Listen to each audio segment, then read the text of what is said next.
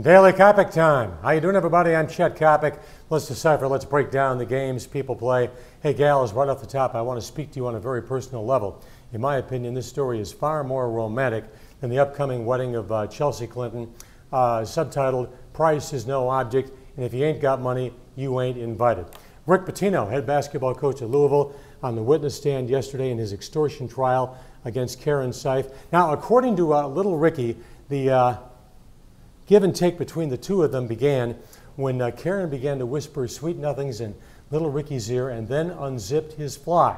But according to Pitino, their sexual encounter was actually very, very brief. Now, I'd like to pose this question to all you females. Is that A, good for the sexual branding of Rick Pitino, or B, bad for the sexual branding of Rick Pitino? Story to be continued. Even his own teammates were in fear of him. And the ones who weren't in fear were too dumb, too stupid to be in fear. Number 51 in Hallis colors. The mere mention of his last name is a reminder of football brilliance, football tenacity, football meanness.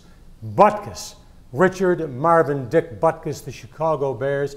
You know, the only problem with Dick Butkus' career is really very simple. Number one, his knees gave out. And number two, this guy had the misfortune to play on so many lousy Chicago Bear football teams, he never went to the playoffs. Hall of Fame, first ballot entry. Playoffs, no dice for the incomparable Dick Butkus. And don't talk to me about Lawrence Taylor. Dick Butkus is the greatest defensive football player of all time.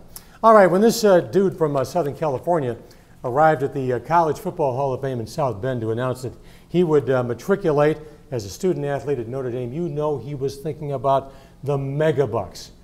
Not the case for Jimmy Clausen.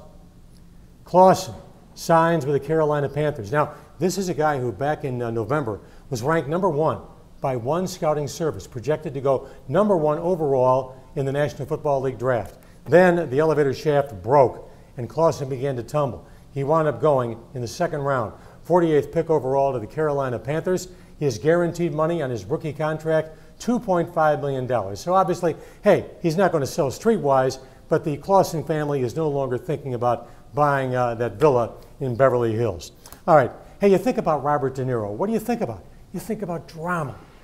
You think about the brilliance of Travis Bickle in Taxi Driver. You think about Mean Streets.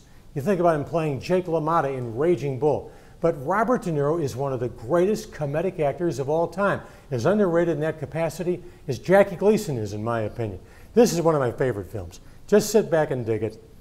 Here is Our Bounty Hunter in one of my all-time favorite motion pictures, Midnight Run, Robert De Niro at his understated and comedic best.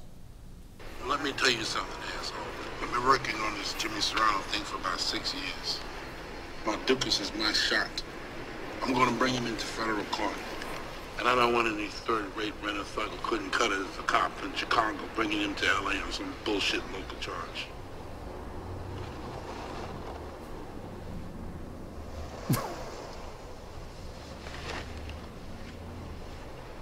Do I make myself understood? Can I ask you something? These sunglasses, they're really nice. Are they government issued, or do all you guys go like to the same store to get them?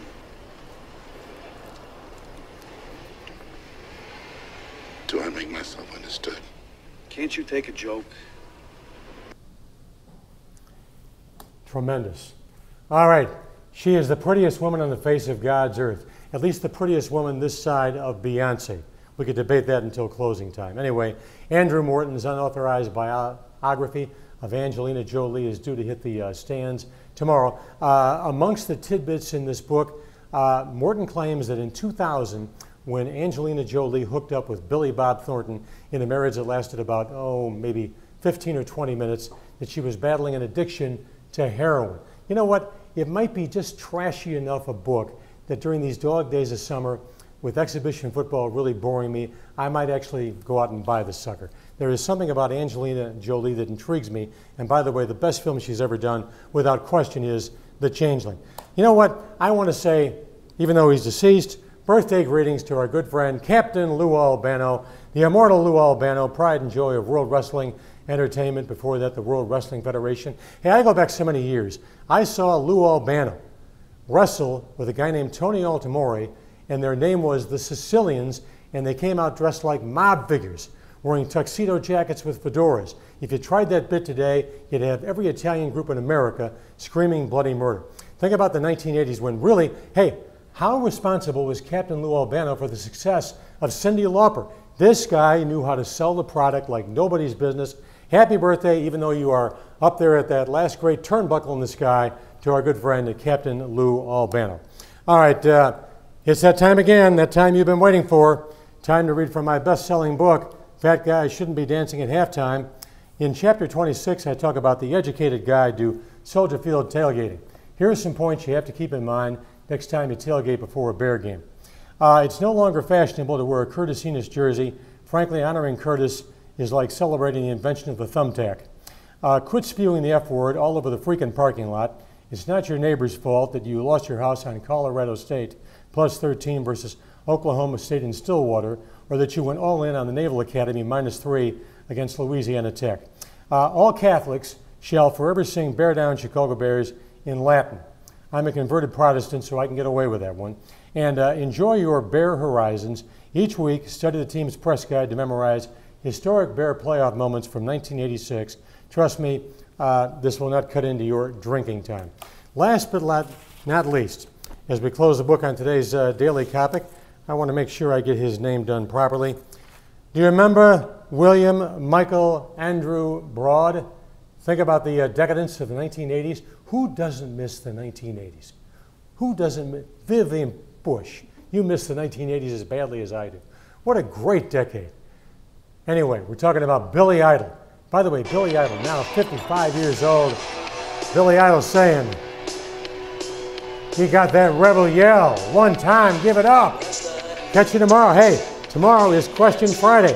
Log on to Facebook. Give me questions you want me to answer directly from you people right here on the Daily Coppock. Check us on Facebook 7 days a week. We are out of here. Catch you tomorrow. It's Anything Can Happen Day. It's Coppock Answers the Critics. So long, everybody.